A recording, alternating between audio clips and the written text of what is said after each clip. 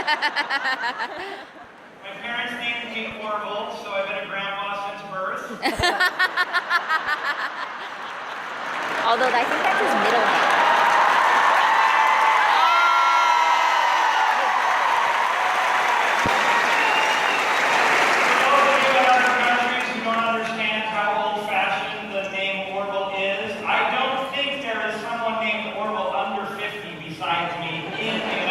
So I've been a grandpa at heart. It's been a wonderful music-filled week, hasn't it? Woo! Did y'all have a good time? I love the final nights of our reunions, in part because it's usually when I get to share my thoughts about what went on about through the week, what we've experienced together, and what I'm thinking about as we prepare for another year and beyond. It is a chance to share one more song in an evening that is full of music and celebration. You know, Heidi normally opens the reunion, and it's kind of interesting over the years that you've been with us, how well she has progressed and how she really carries the day.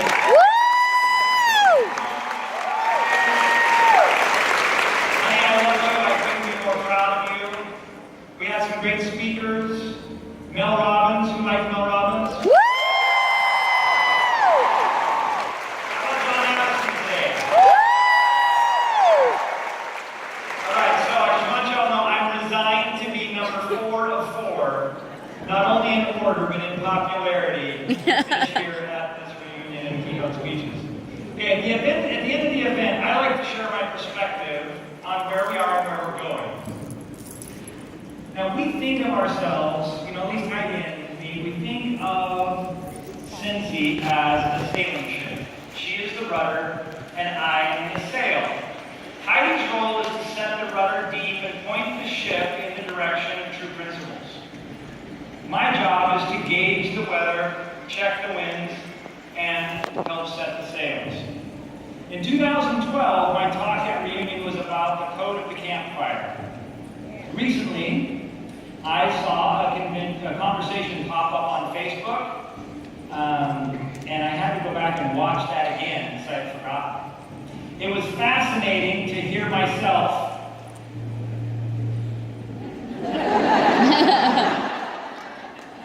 It was fascinating to hear myself teaching myself something that I once remembered, but had forgotten I knew. So much of what I share, if you know me well, is a timely response to a question. And oftentimes is a burst of inspiration in response to someone's need. So it was fun to go back and remind myself of my mindset in 2012. As I shared back then, Scentsy is like a campfire, and we're all encircling it. If we don't feed the fire will dwindle. If we feed it, the fire will burn warmer and warmer. When it is warmer, then we can step back and still be warm. When we step back, the circle expands and we have room to invite more to join us. Too often we see the world in a way that convinces us that we are running out of resources, when in reality there is a surplus of opportunity all around us. Too many people only see opportunity after someone else capitalizes on it. The campfire is really a metaphor for abundance. I really loved Heidi's sharing of a quote from Jonathan Livingston Seagull that alludes to this same principle. Don't believe what your eyes are telling you. All they show is limitation. Look with your understanding. Find out what you already know and you will see the way to fly. See, sometimes you have to look deeper to see that there is really abundant opportunity. You know I love history. That was my major in school, and before Alice taught me that I could be a business person, I really wanted to be a history professor, so I get to teach it every once in a while. I hope you'll indulge me. But I love to look at history and look at historical trends. And if you look at historical trends and dig into the demographics in the countries where we have consultants, you will see a tsunami of opportunity just on the horizon. Tonight I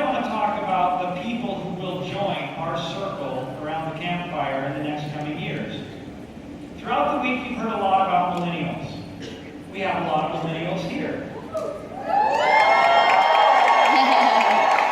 People between the ages of 16 and 35. Some of you I just talked to are millennials, it sounds like. They are the largest, most diverse, most educated generation in the world that the world has ever seen, in fact. But let's not get hung up on age. A millennial is more about a mindset. Millennials value individuality and self-expression over conformity. They crave connection and authenticity over grouping. They crave freedom in travel, in expression, in their careers. They will be institution builders because they are community and cause-oriented. They were raised on cell phones with information on demand 24/7. They are digital natives, and they live in a social media space and crave interaction and connection. Sound like any of you?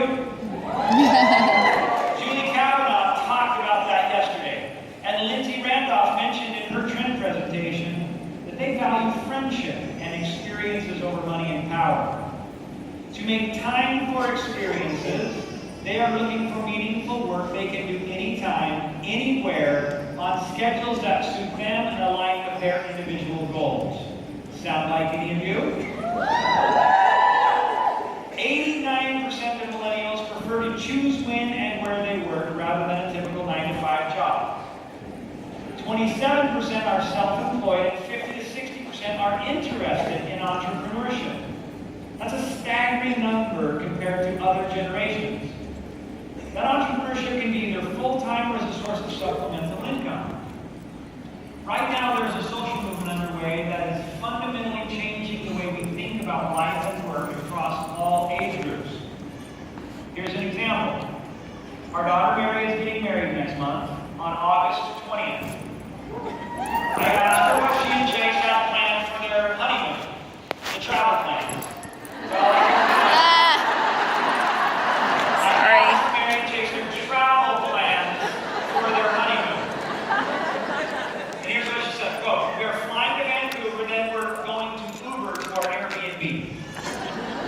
How many of you know what that means? You got the right crowd. If you don't know what that means, ask someone under 35. To your children, the concept of renting a rental car and booking a hotel room on a vacation will be a foreign concept. I was talking to Mark Staffsky, our chief marketing officer. His married son and daughter-in-law love to travel, but they have never rented a car, and they have never stayed in a hotel. They only Uber and Airbnb. And all of this is changing the world of work as well. The days of punching a time clock or racking up tens of thousands of dollars in student loan debt to get a job at a company that will last for 30 years until collecting a pension are severely numbered. The days of people being cogs in an institutional machine are over. Moving forward, people will use companies as gears and levers to build the machine of their own life. We are entering an era of carefully crafted career progression where families have multiple streams of income, supplementing a main job with freelance or consulting work. We sell Scentsy. We grow teams. We welcome people to our campfires. Technology makes it easier by the day to launch new ventures, work part-time, work on the couch in your sweats, work between drop-off and pick-up at school. Sound familiar? Woo! So we acknowledged that yesterday when we had our party, when we introduced our new party page, right? Yes.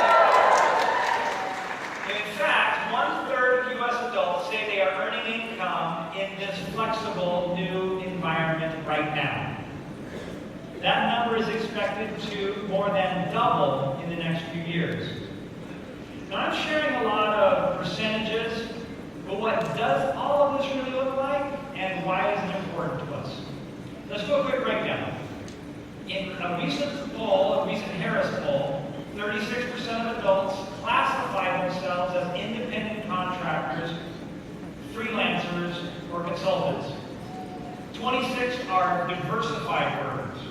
They call themselves diverse, but they're people who work a mix of styles, combining traditional employment with freelance work, or new opportunities like Scentsy.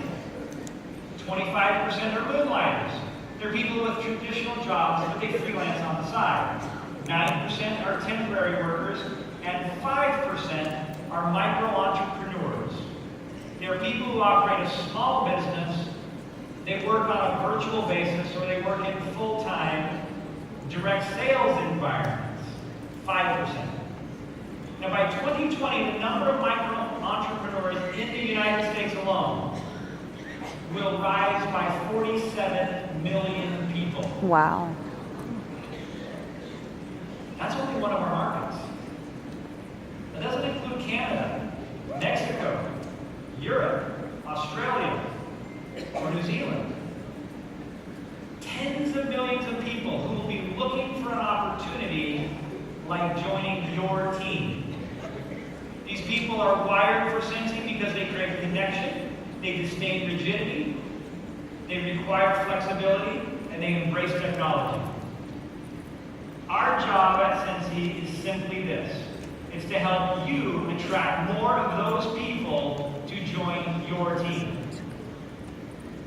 There is going to be competition in this new world of work, with opportunities like Uber and Airbnb and Etsy and Lyft and Freelancer and Skillshare, and a dozen more that are going to come and go, or the dozens of direct selling companies that are out there.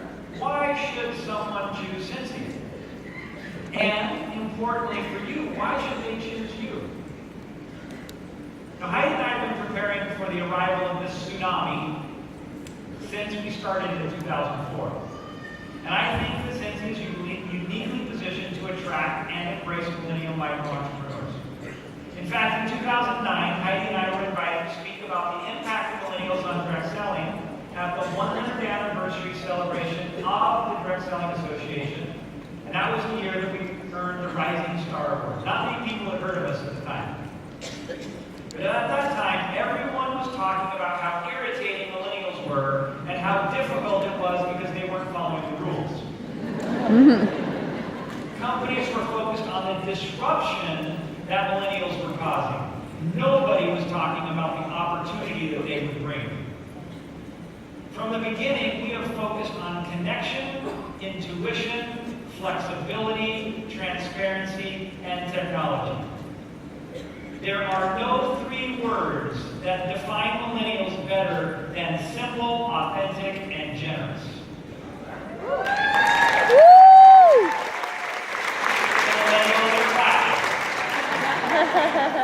We built a business around those principles when the oldest millennial was 22. 12 years later, those values are more relevant than ever. Now everyone's talking about it. Simplicity and authenticity. They're talking about tribes. They're talking about the law of attraction, about building communities of trust. Other companies are trying to incorporate the principles on which Scentsy was built from the beginning. They are trying to learn our native language. All we have to do to stay industry leading is to not let anyone out Scentsy.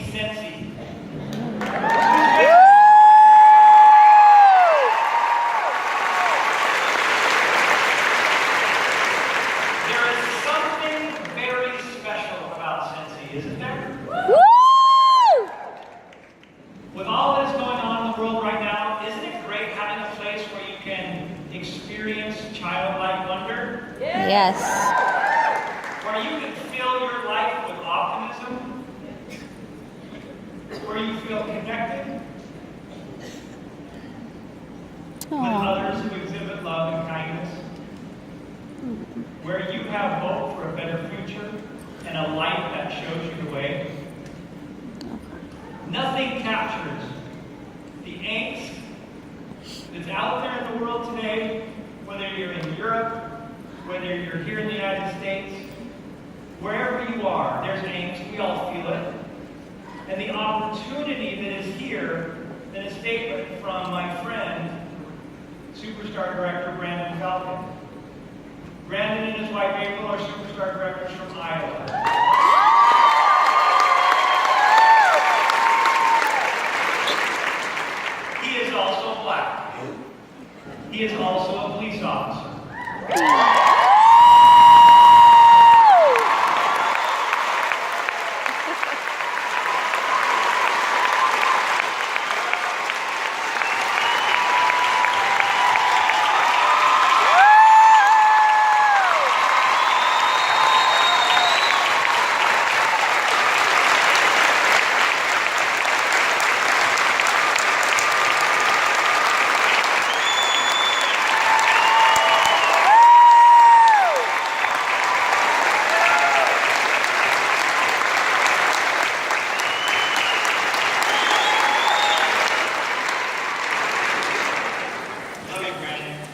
He said something a while back that haunts me.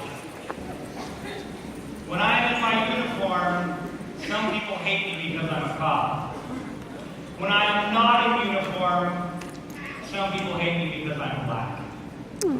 When I come to Scentsy, I am loved no matter what I wear.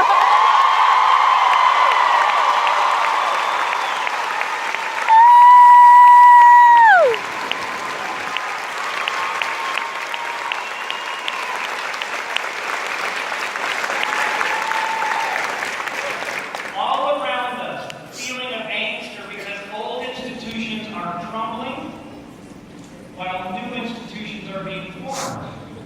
An institution is an organization founded on religious, educational, professional, or social purpose. Things like schools, churches, civic organizations, governments. The way we hold our society together. Around the world, there is a crisis of confidence in governments. International organizations like the EU or NATO, in companies and churches and unions. Meanwhile, communities of trust are being formed all around us. They're being formed in the places people go to connect, to feel safe and secure. Facebook, Snapchat, even Pokemon Go. Pioneer Park, just down from the Scentsy home office. There were more than 1,000 people who showed up to play together, laughing and enjoying each other's company. Because of a game. They're building communities. We are trusting PayPal more than Goldman Sachs. We are shopping on Amazon more and Best Buy less. Blockbuster being taken out by Netflix was the first of many businesses to become irrelevant. Scentsy is built for the future because we have meticulously fostered a community of trust. But trust isn't as simple as it seems. Thank you. People agree. Okay, when I was in the fair and show business, we sold things like car wax and chamois. And I had a great chamois pitcher. Steve O'Byrne, right? Now you may have seen the chamois pitch on the TV, the radio commercial for the ShamWow. But I sold chamois for years. Now, Vern could sell 3 or 4 times more than anyone else. He was magical to watch. The problem was, some days he just didn't show up. I was talking with a good friend, Chris Bergay from Boise. We've been friends for years. And I was really frustrated. He taught me something that is one of the most important lessons of my life. He said, Orville, there are 4 levels of trust. Ability, reliability, judgment, and honesty. Over the years, I got the 5th level of trust, loyalty. Now, I found that people I couldn't trust I find that people that I don't trust fit into these categories. More importantly, I began to ask myself, what in my life keeps people from trusting me? Think about your own experiences and the people and institutions that you trust or mistrust. And think about whether you are trustworthy across all 5 levels of trust. Ability, reliability, judgment, honesty, and loyalty. Let me share a little story about how we can sometimes overestimate our own trustworthiness. 2 cousins grew up together in a small village in Southeast Asia. Both boys were the same age and came from similar backgrounds. But as they matured, small differences in their attitudes toward work became more and more evident. One cousin eventually became an advisor to the king, while the other found employment as an oarsman in the royal canoe service. One evening, as the king and his court were making their annual tour of the kingdom, the canoe was landed for the night and the oarsmen were gathered around their cooking fire. Tired and sore and sunburned, the oarsmen grumbled, as oarsmen sometimes do, with the one cousin doing most of the talking. What an easy life those advisors have, complained cousin. We strain our bare backs in the hot sun all day long while they sit under the canopy and talk. We can talk as easily as they. Do we not have intelligence and wisdom and experience?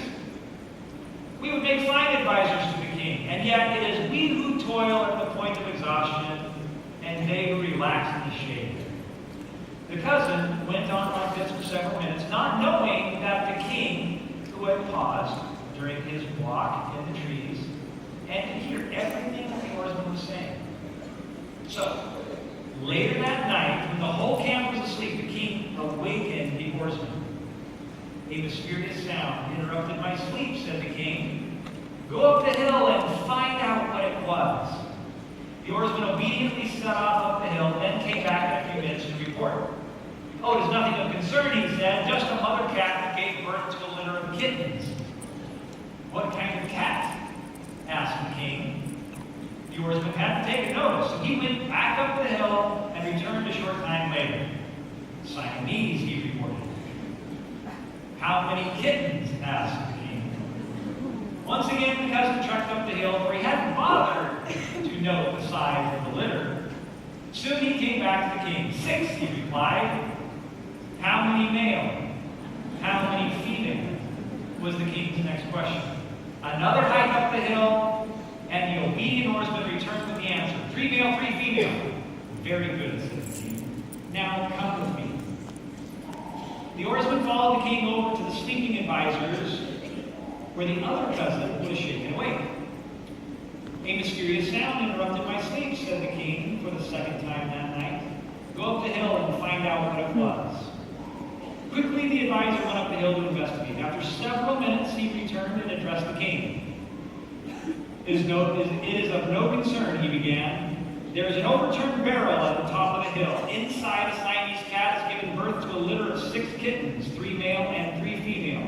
The cat belongs to the mayor of the local village, who apologizes for the interruption of your sleep. He would be honored if you took the pick of the litter as a royal pet. So what does this tell us about trust? The oarsman underestimated the complexity of trust